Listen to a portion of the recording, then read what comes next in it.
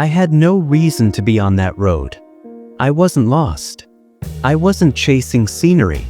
I was just tired of the main highways. It was early August, right at the edge of a heat wave.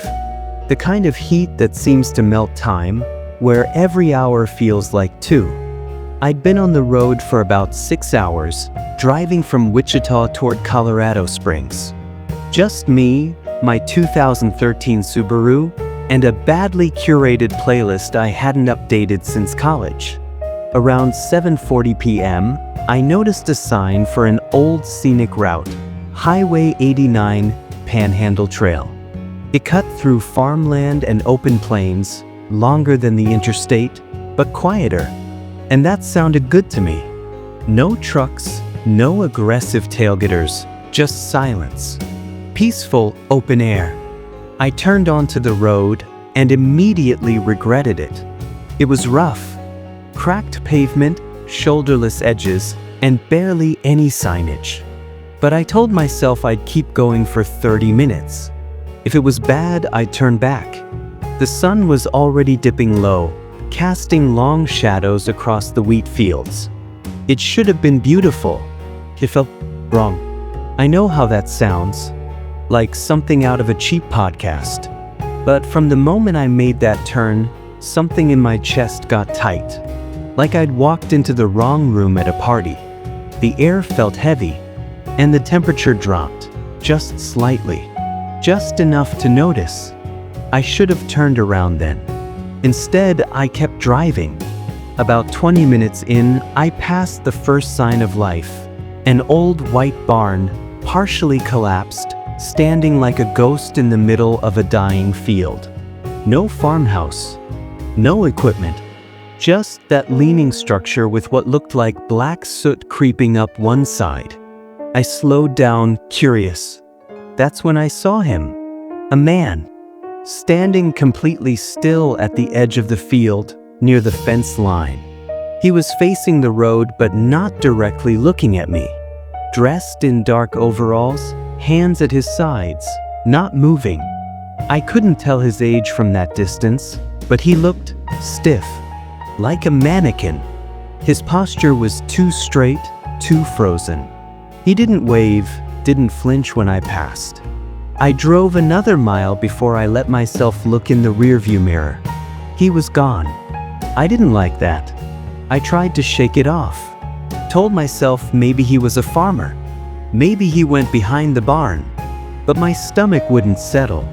I clicked off the music, rolled up the windows, started counting road markers to distract myself. Every minute felt longer. It was nearing 8:30 when I saw the car. Pulled off on the shoulder, half in a ditch. A silver sedan, maybe early 2000s. Put up, no lights. And standing next to it was the same man. Or someone dressed exactly like him. Same overalls, same frozen posture. Except this time, he was facing the road directly. Facing me.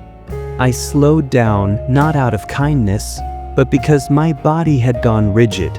My brain screamed, "Don't stop," but some old habit kicked in. The part of me raised to be polite. I opened the passenger side window a crack. "You okay?" I called out. He didn't move. I leaned slightly closer. "Need help?" Still nothing. He tilted his head, just a little. That tiny motion chilled me more than any scream ever could. Something in his face looked wrong. Not angry, not sad, just blank, like he hadn't been expecting a response. I didn't wait for more. I hit the gas.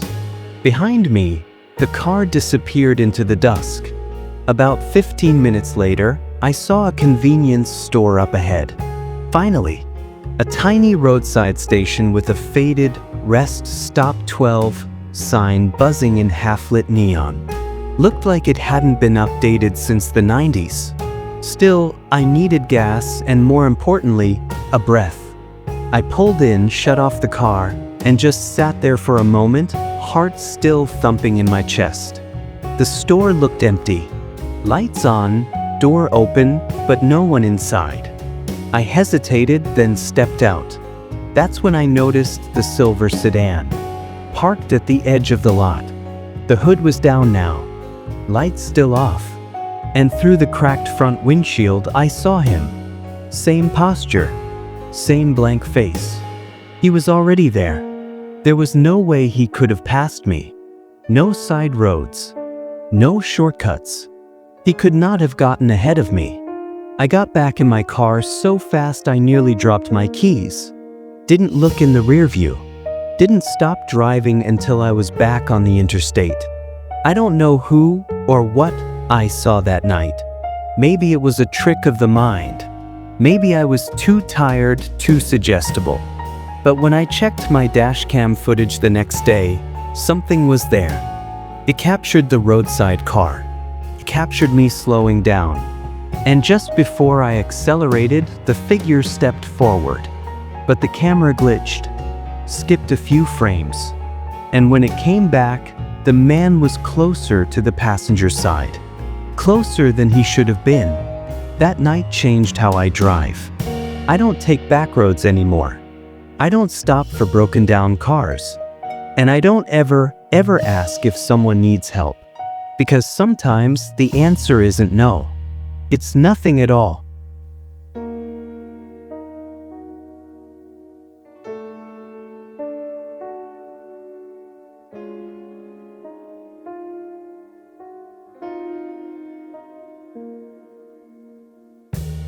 We hadn't meant to take the detour. It wasn't even on the map. I was traveling with my cousin Taylor. She was moving from Reno to Denver and had asked me to come along to help with the drive. We'd split it into 2 days. Day 1 was smooth, uneventful. Day 2 was when things got strange.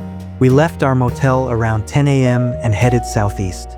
Somewhere after crossing into Utah, our GPS rerouted due to a major accident ahead. It redirected us through a scenic canyon road, Eagle Hollow Pass, it was called. Neither of us had heard of it. It looked normal enough at first. Quiet, 2-lane highway winding through steep red cliffs. A few switchbacks, gorgeous views. No cell service, of course. The GPS kept flashing, recalculating, every few miles until it stopped working altogether. But the strangest part? We didn't see a single other car. For over an hour. It was around 4:30 p.m. when we reached the tunnel. Cut directly through the base of a cliff, it was long, narrow, and dark. Probably a half-mile straight through. No lights inside, no signs posted, no shoulder to pull over. The edges of the tunnel were rough, like it had been blasted out decades ago and never finished. We slowed down before entering. My cousin looked at me and joked, "This feels like the beginning of a horror movie." We both laughed. But we stopped laughing a few seconds later. As we pulled into the tunnel, our headlights caught movement ahead. A girl, standing in the dead center of the road. She wasn't running, wasn't waving us down, just standing there completely still, maybe 50 feet ahead. She looked young, maybe 9 or 10. Dirty blonde hair, a dress far too thin for the cold inside that tunnel. No shoes, no bag, just her. Taylor gasped. "Oh my God!" Stopped the car. I slammed the brakes. We came to a screeching halt, tires skidding slightly on the dusty road. The girl didn't flinch, didn't even look at us. "What the hell is she doing out here?" I asked.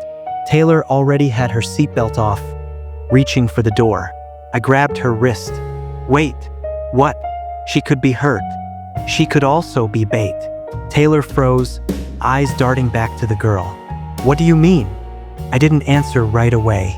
My gut was screaming. Everything about this felt off. Her positioning, her silence, the total lack of emotion. Something was wrong, very wrong. Then she moved, not toward us, not away.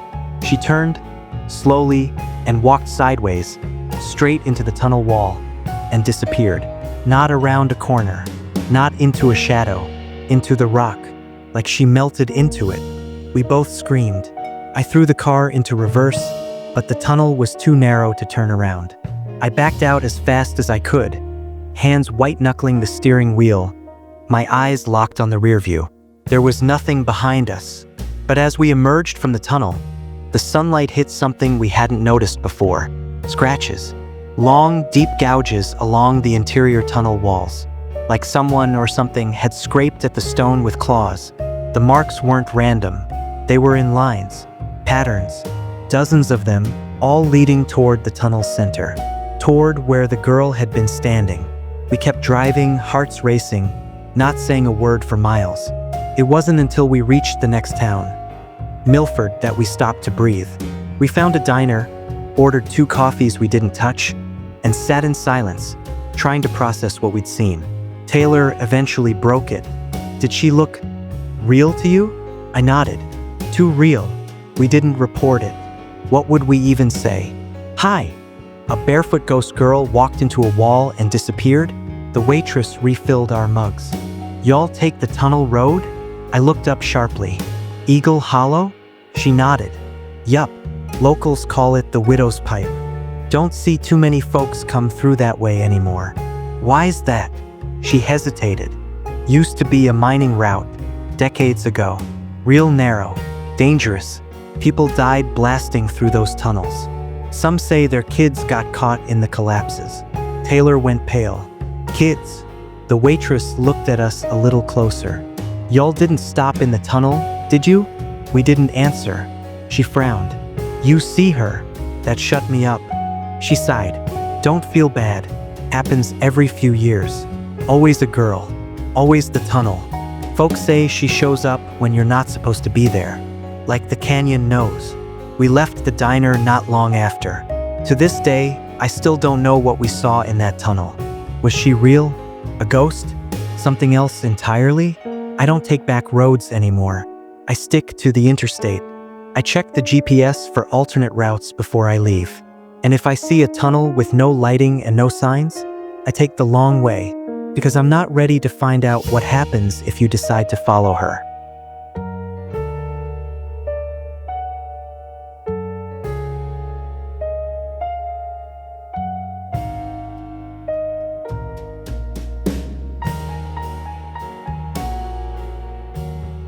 We were supposed to be off the road by dark. That was the rule. We'd made it clear before the trip even began. No driving after sunset. Not through small towns, not through empty farmland, and definitely not through the desert. But the drive from Phoenix to El Paso took longer than expected. Construction delays, a blown tire, a diner stop that turned into a whole debate about what counted as real chili. By the time we were back on the road, it was after 9 p.m., and we were deep in southern New Mexico.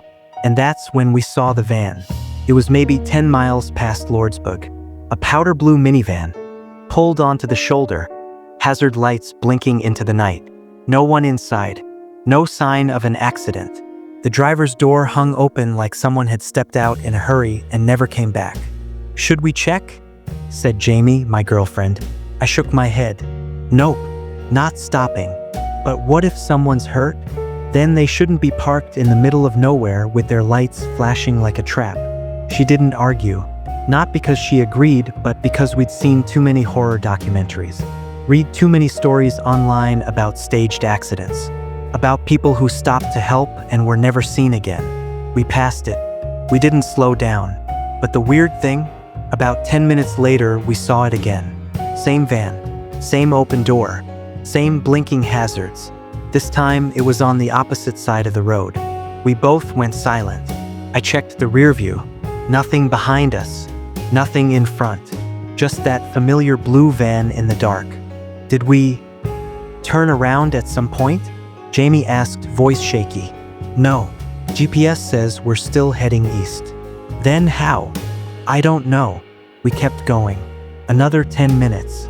Another stretch of featureless blacktop. And then it was there again. This time, parked directly across the road, blocking our lane. Hazard lights pulsing like a heartbeat. I swerved around it. Didn't look at the windshield. Didn't check the mirrors. Just drove. Hands clenched tight on the wheel. Heart thundering in my chest. Jamie had gone quiet beside me. Too quiet. She always talked when she was scared. Nervous chatter, random facts, anything to break the tension. But now, nothing. I risked a glance.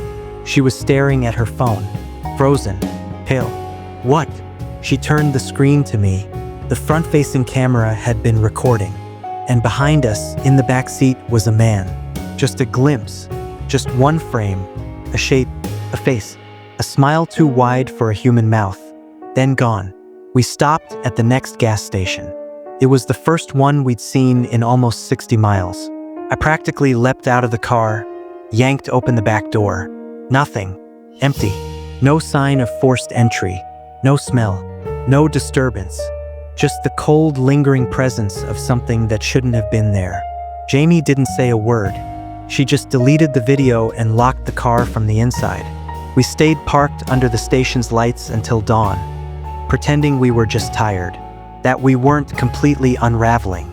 Around 6 a.m., we finally got back on the road. No sign of the van, no hazard lights, nothing. 3 days later, back home in Denver, Jamie got a package in the mail. No return address, just a small manila envelope with a Polaroid inside. It showed the van, same powder blue paint, same door open, same blinking hazards. But this time we were in the shot, visible in the front seat, headlights off, parked behind it. We never stopped. We still have that photo, locked in a fireproof box under our bed. Every once in a while, I'll take it out just to make sure the image hasn't changed. So far, it hasn't, but I worry about the day it does.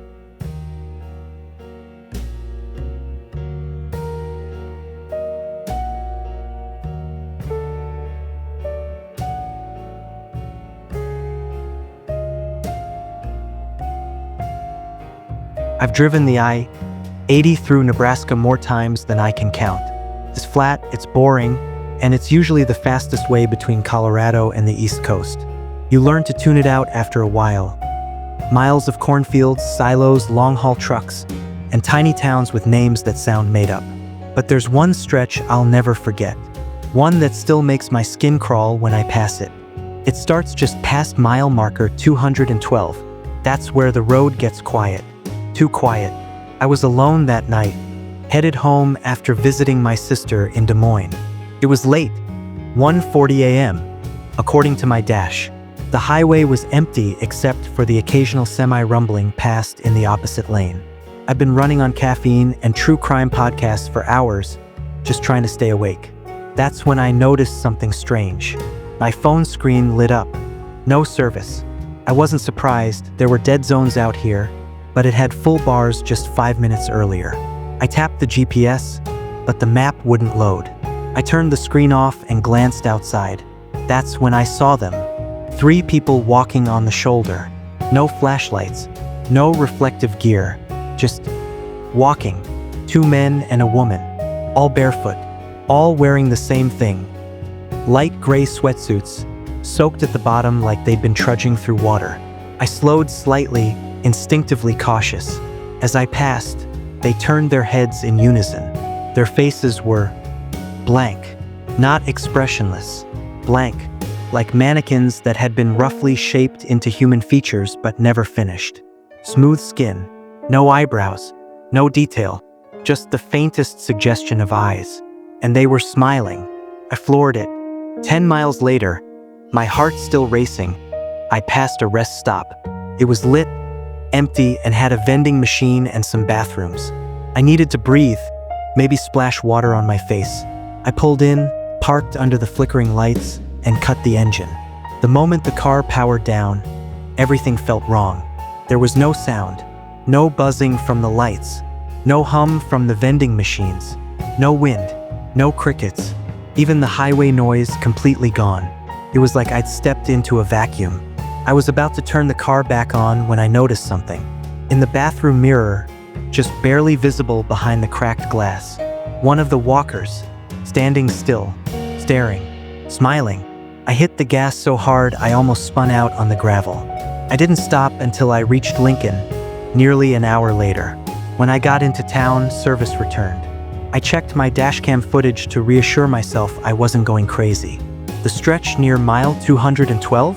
Completely gone. The feed jumped from 1:41 a.m. to 2:03 a.m. 22 minutes of footage wiped. No static, no glitch, just nothing. I told myself it was a malfunction.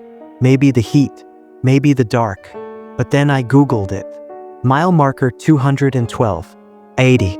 There are threads, forums, Reddit posts, anonymous blog entries. All the same story. People in sweatsuits, blank faces, smiles too wide, and silence. Always silence. There's even a nickname for them now. The quiet ones.